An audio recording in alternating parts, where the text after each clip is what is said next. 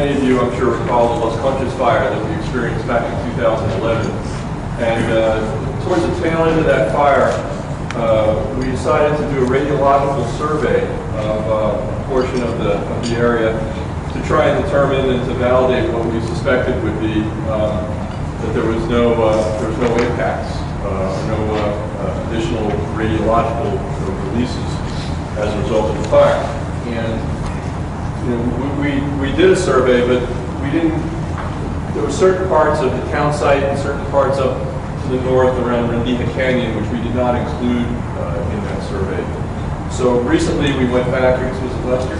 Yes, in 2011. We went back and caught the Rendija Canyon area in part because that's going to be subject to land transfer with Los Alamos County, and also portions of the town side, I believe. So that's a little bit of the background and context in terms of what we did when and why we did it. And Tom is our radiological expert. He's a subject matter expert. He's putting together our radiological program, and can't say enough good things about him. So hopefully you'll find this informative. As Pete said, I'm Tom Carver. I'm fairly new to Los Alamos. It's been there just over a year. I'm from where Ed is going to go. That's Oak Ridge. So I want to say to you guys, Ed's first listen, so to speak, howdy y'all. Okay, we did do a radiological aerial survey, and this occurred in 2011. And follow the slides. I hope to present this as all the information that you guys need. The report encompasses 2 aerial surveys.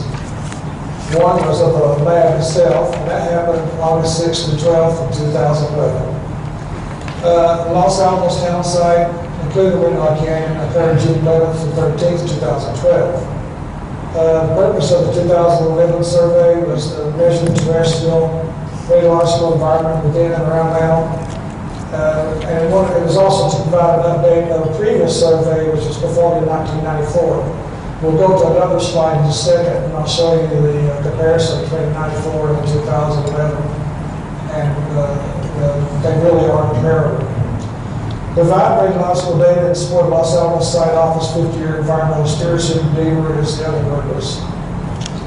The 2012 survey was to ensure the background radiation levels in the town weren't significantly affected by the Los Conchas wildfire in 2011 or any previous radiological operations dating back to World War II operations. This shows the survey boundaries of the flight area. The bottom blue outlined area is the lab site, and that's dark blue area. The light blue area is the town site itself, and a portion of that's Rendija Canyon as well. This slide simply shows the flight paths of the 2011 and 2012 surveys. The yellow shows the 2012 flight path, and 2011 is shown in more of a greenish yellow color. Okay, the survey data. The spectral data was capable of distinguishing between ordinary fluctuations in natural background radiation levels versus radiation produced by man-made sources. And also identified specific radioisotopes. And we found there was no significant man-made gamma activity outside the boundary of LANL. Count rates on in the actual report have been converted to exposure rates for the survey area, and they range from 5 to 20 micrograms per hour, which is expected from measuring gamma emissions from natural uranium, thorium, and potassium in the soil.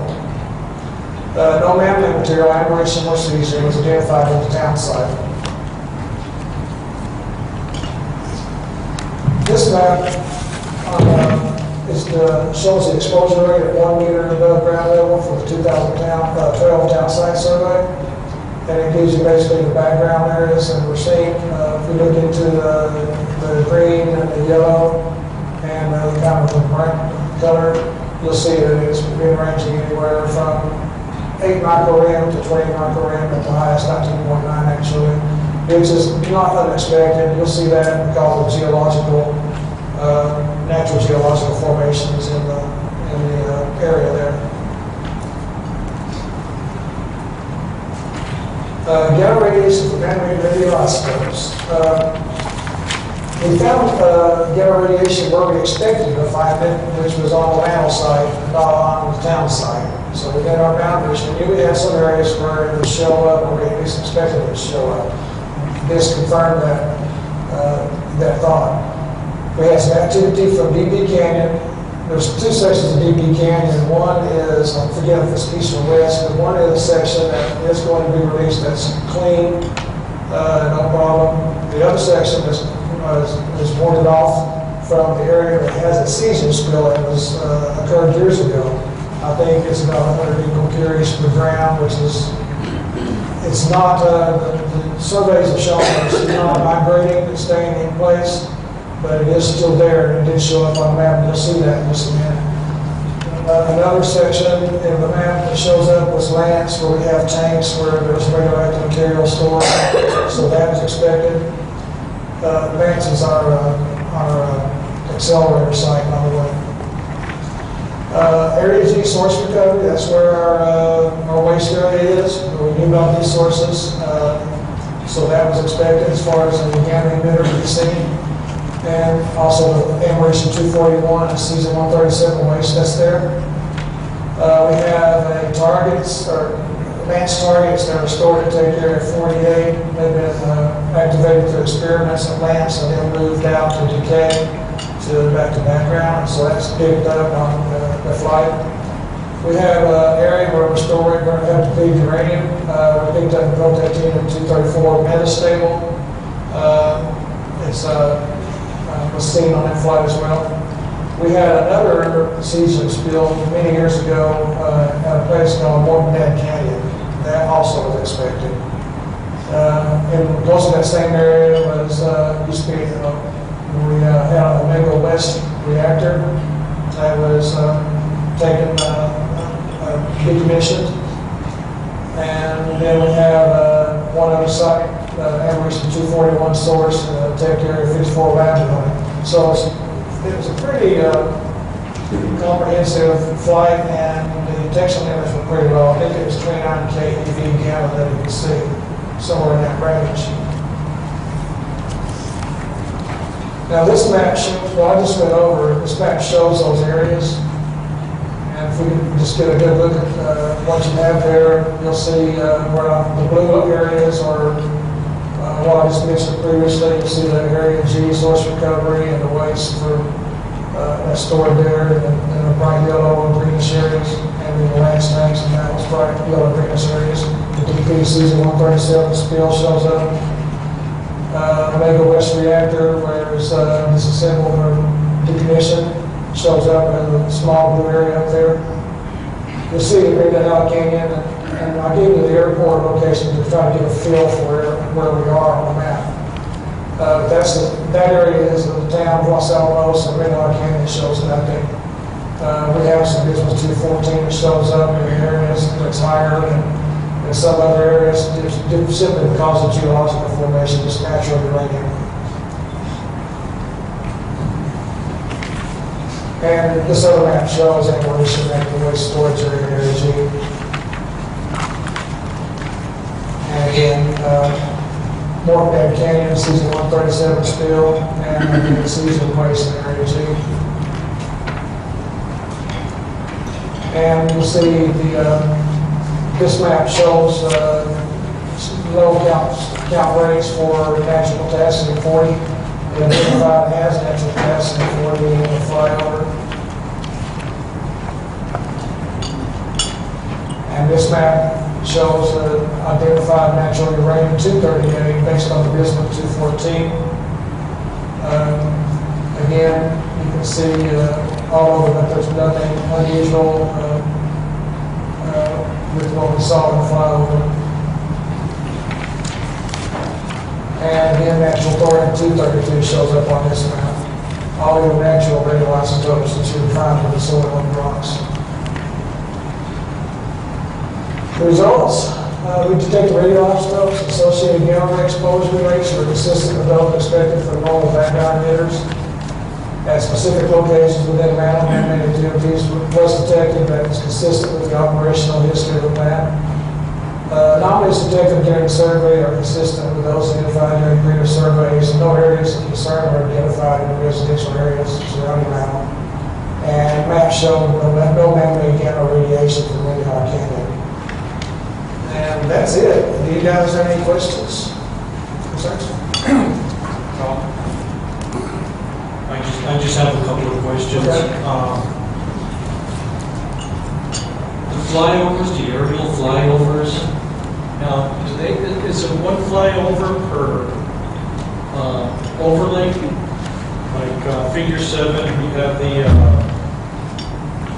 the thorium, figure 5, electric potassium, figure 6, uranium. Yeah, one flyover and the equipment detects what they have, and they go back and process all the data, and it indicates what they have on flyover.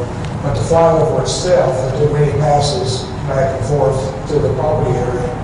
But yes, all these are based on that one complete path of flyovers. Okay, and then I don't know if you're aware, Ben, that you've been with the lab now for a year. I noticed in past reference from background data, there was one aerial flyover back in '94. Right. And then we had the fire back in 2000, the Seven Grounded fire. Was there ever an aerial survey done at that time? Do you remember if there was one in the Sierra Grande fire? I don't know about that, I'm sure, I think there was. That's a good question. Thanks, Tom. There was I don't know, that's a good question. Okay. But one thing that wasn't up here, that was on the handout that I gave you, I had an additional handout that showed 94 and 2011, there was comparisons. And it does show that almost 2 flyovers that the On page 4. were very similar, yes. Bob, did you have a question? Yes. For natural uranium, you're using bismuth 214 Can you use the mic, please? to detect natural uranium. You're using bismuth 214. That's correct. But between the isotopes is radon. And radon will escape, and you don't know what you've got because it depends on the density of the air at that time for the radon, and also the dispersion, and whether you're having an atmospheric inversion or not, as to how much bismuth 214 you're going to end up with. Well, we actually detected bismuth 214 on the energy level. They've been divided, broken down into energy levels and peaks from all the possible radionuclides that we could detect. And the full report shows the analysis as definitely identifying as bismuth 214 from the uranium.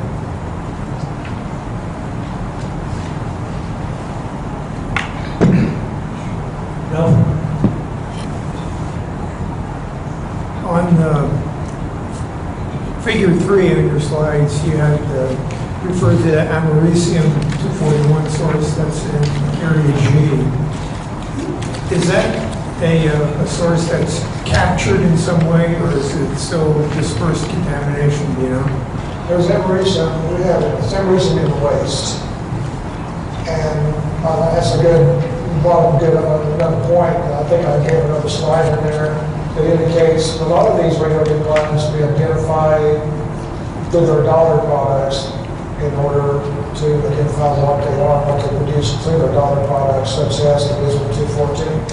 Americium 241 is a good indicator of plutonium 241. So what we're seeing as far as americium is an area G of waste that's stored there. But Ralph, it's not dispersed contamination, it's containerized waste It's- in those disposal cells. Okay, it's part of the captured waste. that we Yes. have. Right. Area G is managed as a controlled area of contamination. Area of contamination is actually in their enclosures. But one of the primary sources that's causing that to show up is the off-site source recovery program. So, in a lot of cases, Tom's exactly right, we're talking 241 and Maurice, you're going to see that relationship there. But a lot of those higher gamma sources that we're seeing are actually Americium beryllium sources that we've brought back out of the commercial industry and from around the world for management at Area G before they're shipped down to the WIP facility for final disposal. So some of the big pieces are really truly Americium sources, things stored and being shipped to WIP. Great, thank you. Doug, did you have a question? Yeah, a couple of things. On the 94th survey, on the 94th survey for the 211, 212, you know, the area looks a lot bigger, I'm saying. Yes. What do you account for as far as where these other sources are being picked up? Is that natural? Yeah, it's natural, it's natural activity. Just, You see the dose rates are very close to, well, it's actually are between the dose rates we saw with the latest flyover, 25 and 20 microgram. That would indicate that it is natural activity. 94 survey, although it didn't encompass as much area, what is there shows there could be a few minor differences based on the detection level of the equipment and whatnot, but overall they are very, very similar.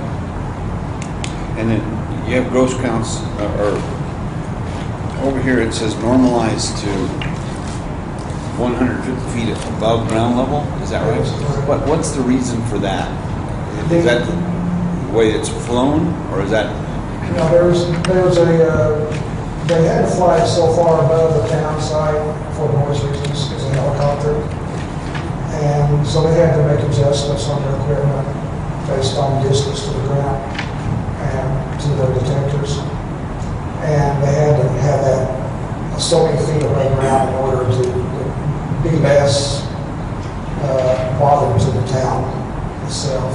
That was the reason for the distance. I guess what I'm looking at is, let's say, to humans on the ground, you know, would there be more radiation there then? No, this was Is there some way to account? This was calculated to determine what it would be at ground level.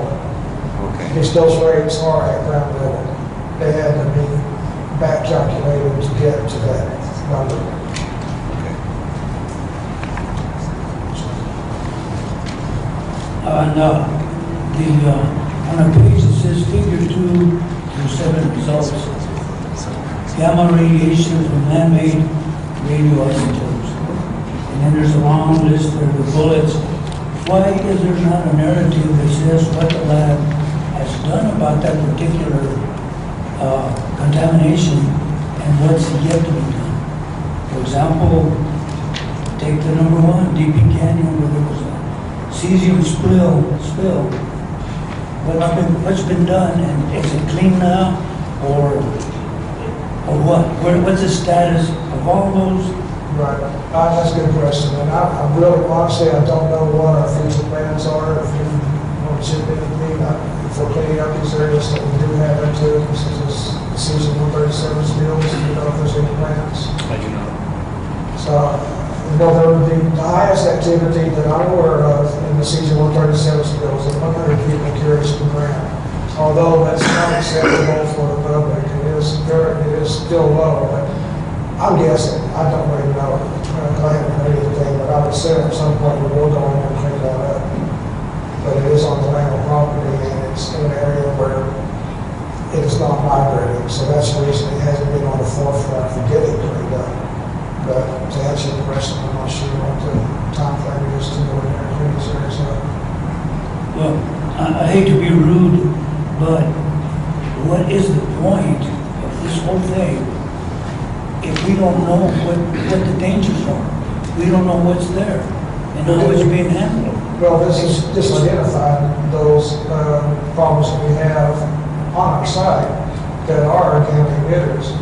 And we knew about these, and it's no surprises, and we've shown that they aren't migrating.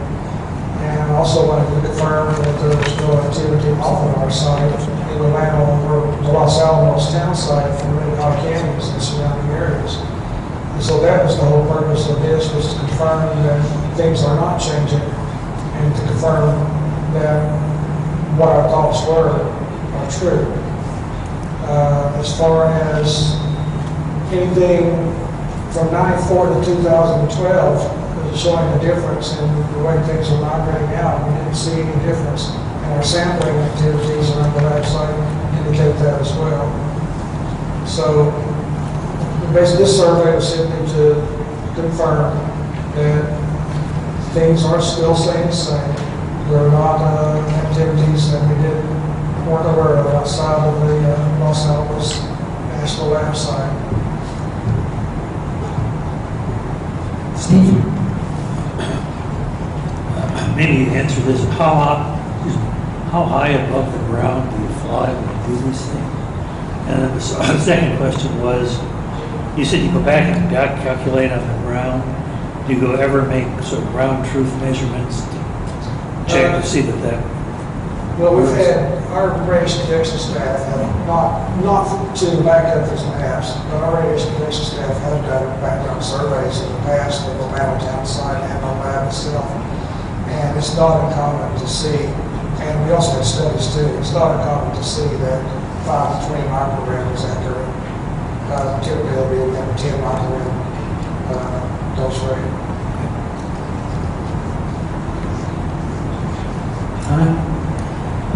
Since I live there, I'd like to know the relatively higher areas of radiation in the town site. Are those the canyon bottoms? Are you saying higher as an activity? Higher activity, like the orange ones. No, the reason for the higher activity is geological information. It's the actual. Yeah, but where is that? Oh, it is in the. Is it the canyon bottom? Bottoms are actually more activity. Yes. Yeah, that was my question. Yeah, I understand that this is the natural background, but I just wanted to know Yes. which parts of town had the higher levels. Right, they're in the canyon bottoms. Okay, thanks. It's your house. How much did it cost? I'm sorry, How much did it cost? 50,000? I can't recall. If that much, I don't know if it even ran that much.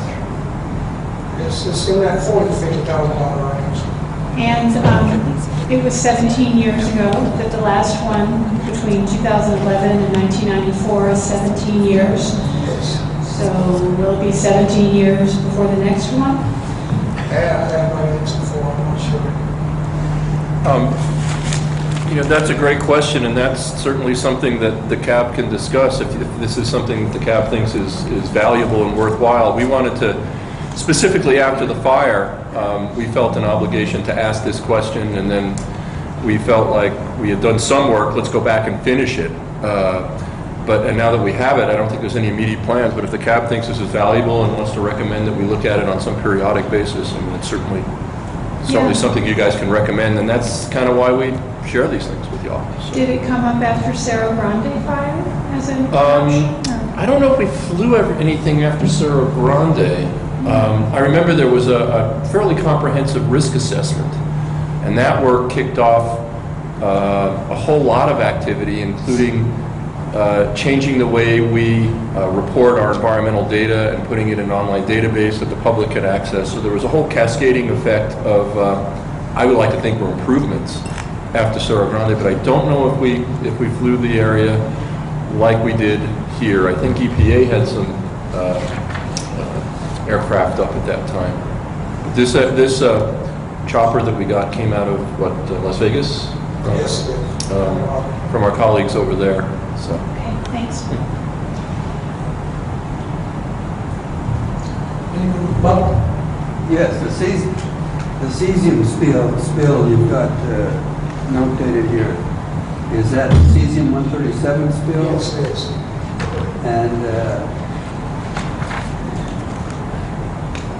And cesium-136 has a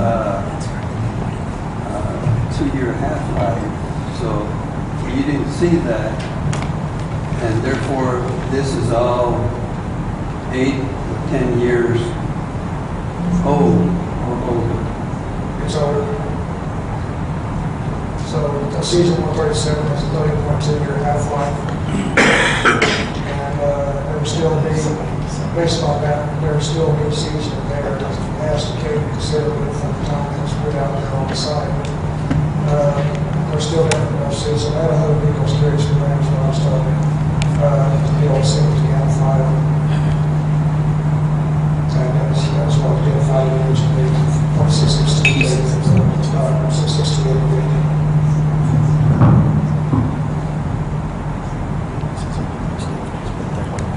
That cesium spill, was it from a transport, or? Let's see what I have here. I have that information. Yeah, from 1945 to about 1968, there were waste treatment processes. And, let's see.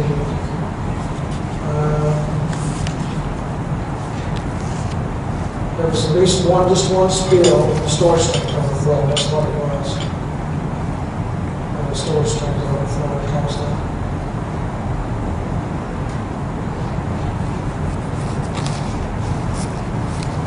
Any more questions for Tom? Thank you, Tom. Thank you.